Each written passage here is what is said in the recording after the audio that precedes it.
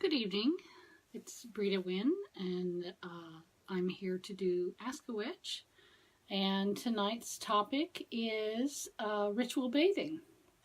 So I'm going to talk a little bit about the history of it and the meaning of it, and some examples, and then talk about some ways that you can do ritual baths in your own home and what kinds of things to use and what kind of energy you can get from that, and that will be our vlog for this evening.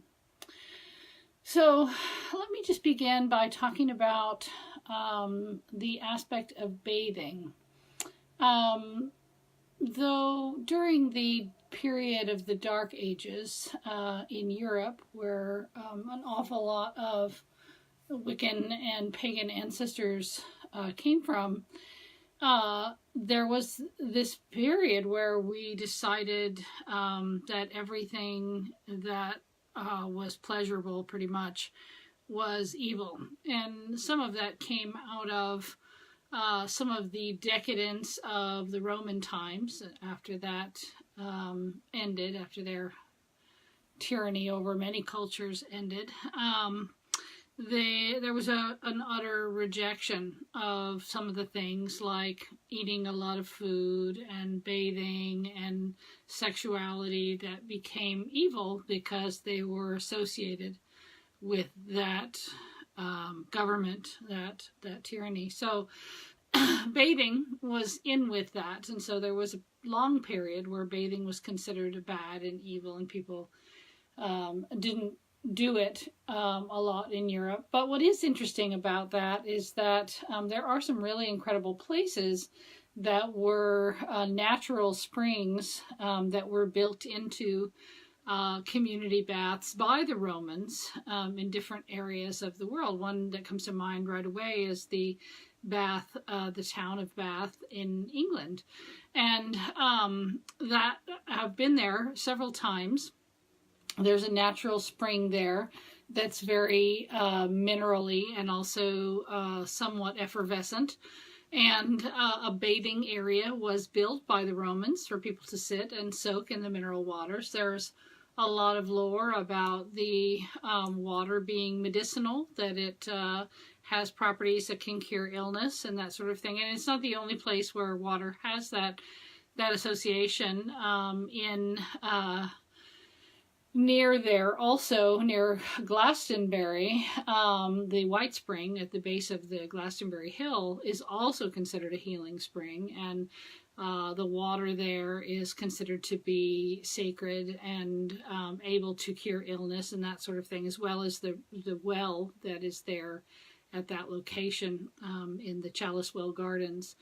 And so the association of natural springs and water that is heavily mineralized, and the view of cultures of that being medicinal, which is highly likely when you consider the limited diets of in people who, would have lived at that time. It's not like they, could have the wide variety of foods that foragers have, because they weren't foragers. And they didn't have the ability to, although they did have the ability to do trade, it wasn't like today. And so having access to mineralized springs that have rare minerals and things like that in them could be very helpful, I think are still very helpful to people. But at the same time, there's the aspect of the water coming out of the earth. And the earth is, by many, many cultures, always been called and viewed as our mother. And so when we think of these natural springs coming out of the sides of hills and things like that, we think a lot of goddess aspects. And in fact, many areas of Europe where waters come out of the side of a hill and the opening looks very vaginal, red ochre has been smeared along the edges of it to make it look like the female sex organs. So it's very much recognized by our ancestors as being something like amniotic fluid, or the flowing of the waters of life from the body of the goddess. And so that association alone, definitely bears some importance in the act of ritual bathing. Now, while the Europeans were going through the period of the Dark Ages, other cultures were still bathing. The Native Americans, of course, always would bathe in streams and rivers and use natural substances like the soap root, things like that for bathing, although they didn't bathe as I don't think it bathed as often as westernized European descent people do, only because it's not necessary. In fact, there's actually quite a lot of medical research that suggests that regardless of what you might smell like, bathing every 3 or 4 days may actually be healthier for the skin. But soaking in a river, soaking in a hot spring is a different kind of activity, I think, than just active washing of one's body. And also in hot spring areas too, any place where there's been hot water coming out of the ground, there's been bathing going on.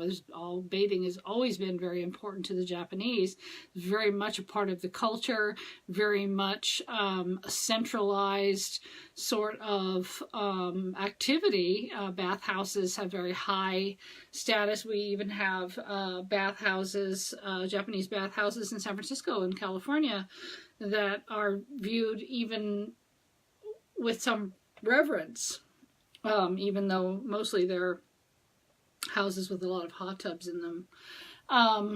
Places like Sierra Hot Springs, for example, or Harbin Hot Springs, where ritual has been conducted and ritual soaks have happened, where the water comes from a underground heat source, a geothermal heat source, usually an old lava flow.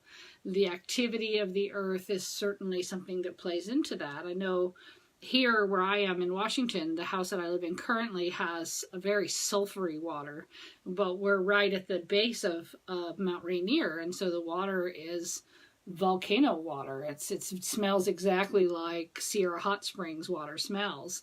And if you go to places like Sierra Hot Springs, you'll find that there's ritual and healing and, lore and procedures that are associated with bathing in those pools, that those natural pools are considered to be sacred. And so bathing or putting oneself in the waters of the mother, almost kind of like putting oneself back in the womb, has been considered a very sacred thing, I think, the world over since the beginning of humanity. I mean, imagine our ancient ancestors stumbling across a nice, warm, steaming, lovely basin of hot water to sit in. I mean, how wonderful could that be, especially on a cold day? And so miraculous as well. So I think that the idea of ritual bathing has come out of that. There are all kinds of stories in Celtic lore about sacred pools and scrying pools and water nymphs and places where you could commune with spirit beings while soaking in the water or being in the water. And so water has a very magical aspect to it. And we know that, when we call the elements, we always call water, because water is one of those key elements that all life depends on. So it's the water of life, the giver of life. And so that being said, a lot of witches, and I think this is something that probably goes back pretty far, believe that a good ritual soak before a large ritual or a community ritual or before doing any kind of involved magic is fairly well prescribed. I do know that we tend to use baths in the Western world as a relaxation, which of course has its own magic. I mean, we live in a society where we're just stressed out all the time, which is, kind of ridiculous. But we can add things to our baths to detoxify our bodies or to relax our bodies, to make ourselves feel refreshed, to increase circulation to the surface of the body.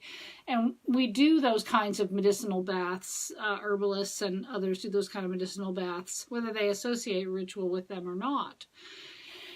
My view of the ritual bath is that when one takes a bath, especially with various oils and or herbs and salts, one is immersing oneself in a sacred element of this plane of existence, first off, so communing with the water, with the body completely submerged in the water is releasing oneself to the aspect of the element of water, which includes, of course, emotional release, fluid toxicity release, all those kinds of things.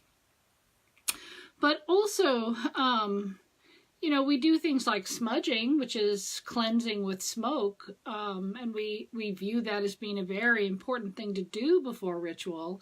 But fewer people bathe before a ritual, which I do believe, at least in my opinion, is an important aspect of preparing for ritual.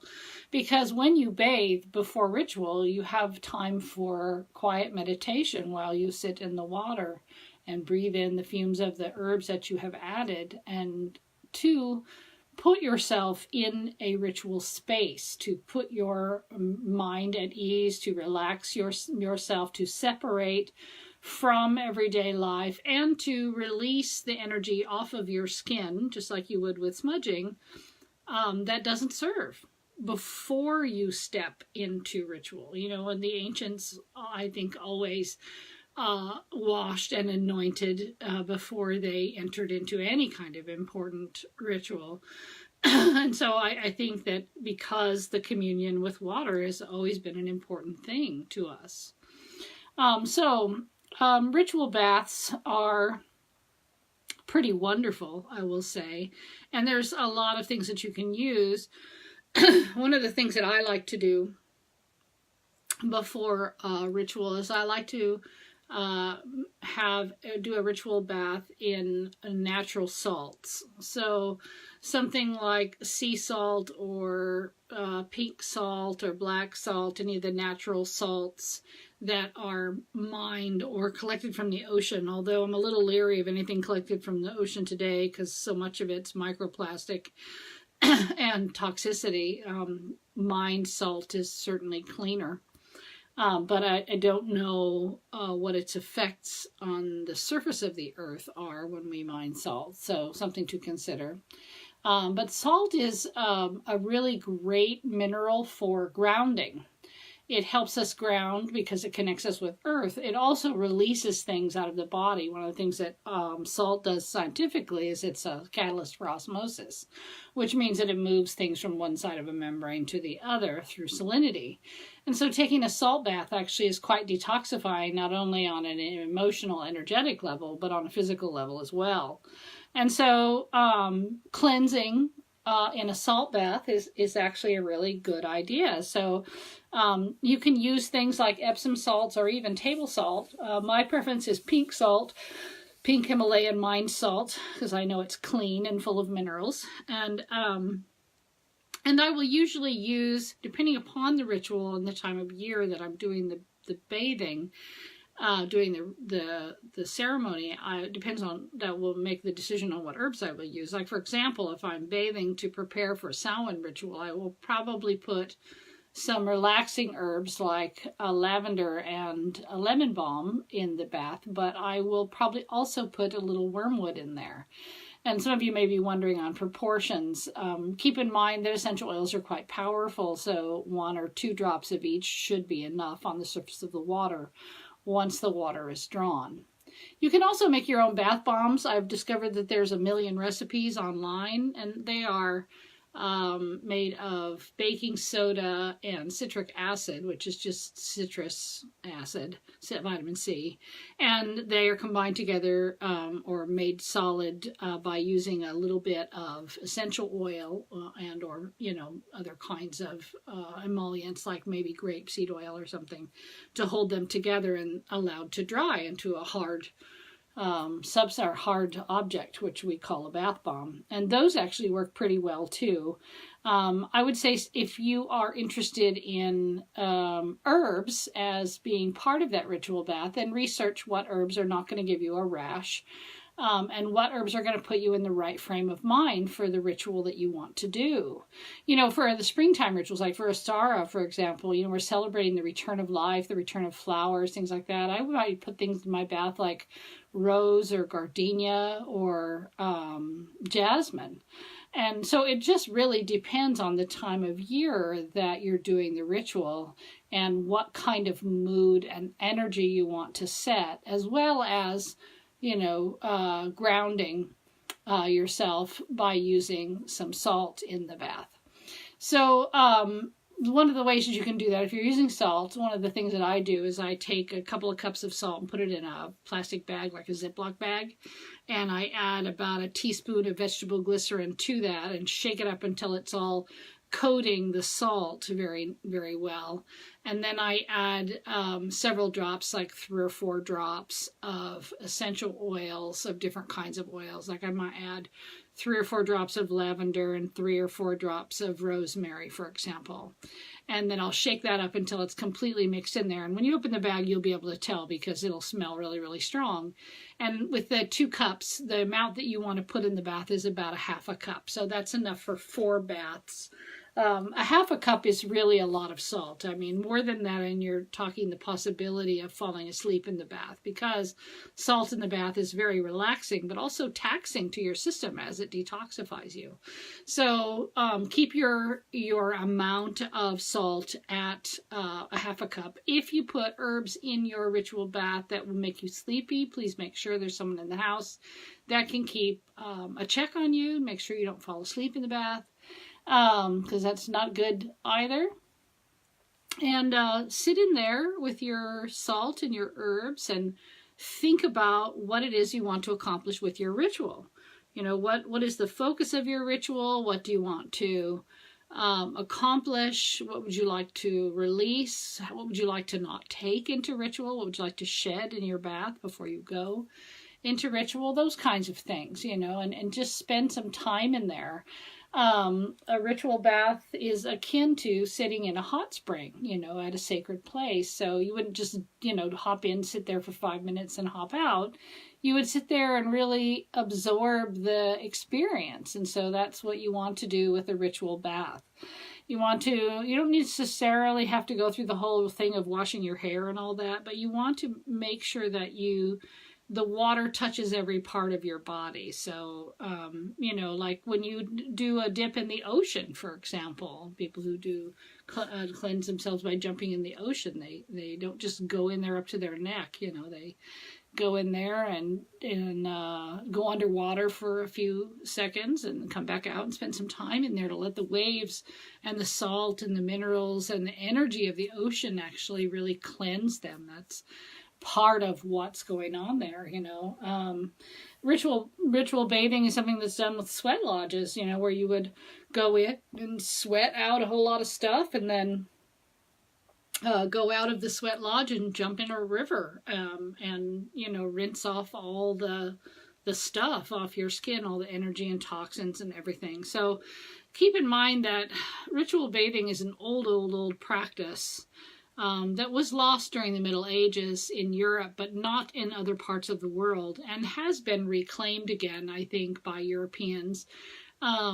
Most cultures of the world, of course, never stopped bathing or viewed it as anything evil. It's just because of the cultural clash that happened between Christians and pagans and Christians and Romans that we have some of the weird things that happened during that period. So there's other issues as well, like soap manufacture and things like that ceased to exist during that time because it was considered evil to lollygag around in warm water with a bar of soap to pleasurables, and obviously something bad.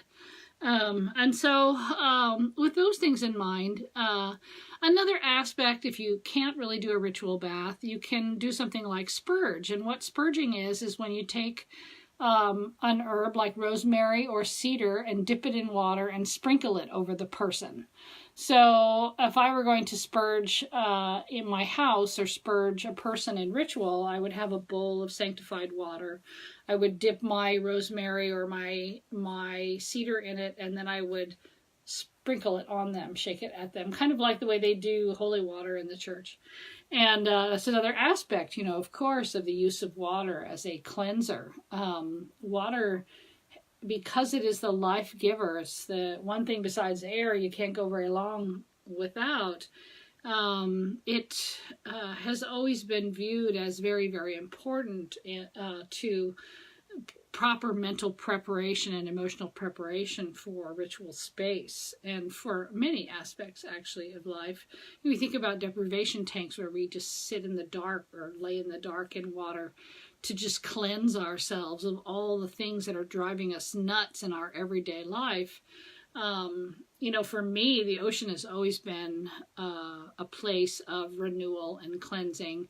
I need to go to the ocean several times a year to be okay, to feel whole. I used to go once or twice a month when Lily was little. And one of the nicest things about being able to move out to Shelton is I'll be closer to the ocean. I'll be right near the Sound for one thing, but also about 45 minutes or an hour from the beach, which is perfect for me because I really need to go and sit in that mist, frequently. It helps me clear my mind. It makes I'm able to come up with creative ideas. It's how I come up with ideas for classes. It's how I come up with poetry. It's my creative space. That salt water, that energy of the ocean, the cleansing energy, just takes all of the static out of my brain and makes it so that I can clearly go forward in my life and my creation. So ritual bathing has that aspect. We have always had an element of or a relationship with the element of water in that way. Its association has always been to relieve us of filth, to relieve us of that which does not serve, to relieve us of things that stink or are unpleasant or are, difficult energies. All of that is part of what water does, is it takes away all of that. Also washes away emotion. We cry and tears come down our face. It's the emotions coming out of our body as salt water. And so when you do a ritual bath, be sure to prepare your bath properly. Again, no more than a half a cup of salt. You may use essential oils. Think about what kind of effects those oils may have, what kinds of things they make you think of. If you use anything that makes you sleepy, make sure you have someone there to keep an eye on you. And really just give yourself over to the water. Give yourself over to it and let it cleanse you of all that distracts and all that is heavy and all that is dirty energy, and let it just wash away. And then you can enter into ritual clear and clean. And that's a wonderful thing. It makes your ritual so much more powerful. It makes a person feel so much more prepared. I much prefer to do ritual when I have an opportunity to have a ritual bath beforehand. I don't always have time to do that, but when I have time to, and for Sabbats, for larger rituals or community rituals, I always like to try to do a bath because I don't want to take anything into that ritual that is not of that ritual or shouldn't be there, anything that's, following me around or hanging out. So, so ritual bathing, I think, is an important tradition the world over, and something that if you have not done, you should definitely try. I want to take a pause for a second and see if anybody has any questions about ritual bathing or the kinds of things to use or that sort of thing.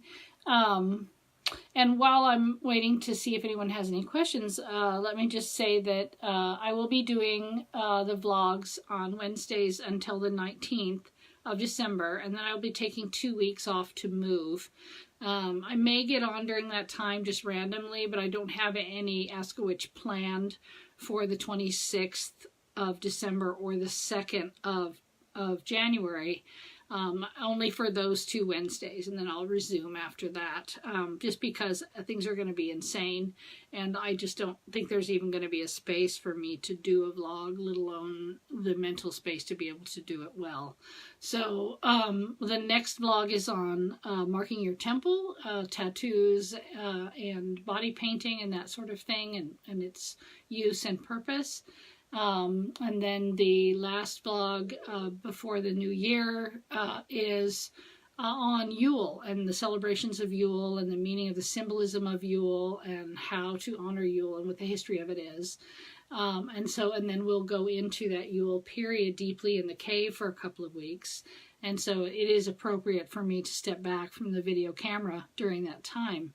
I would suggest that you plan some nice ritual baths and some meditations and some reading and study and some quiet time in order to reflect and prepare for the next light cycle, which will begin February 1st.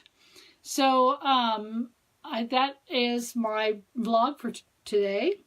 And you can find me also on Patreon at patreon.com/CroneWitch.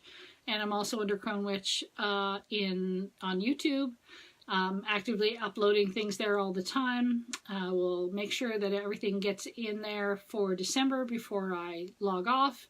So those of you who are patrons already, you will still get your program, so don't worry about that. But definitely take advantage of some planned cave time. You know, the day after Christmas through the 2nd of January is a really good quiet time. So take some time for you, take some time to recharge, take some in time during that time, so that you can be rested for the next light cycle. All right, well, thank you so much for being here and for watching. And if you have any questions, certainly put them below the video. I'll be happy to answer them. And I will see you again next Wednesday. Have a good evening.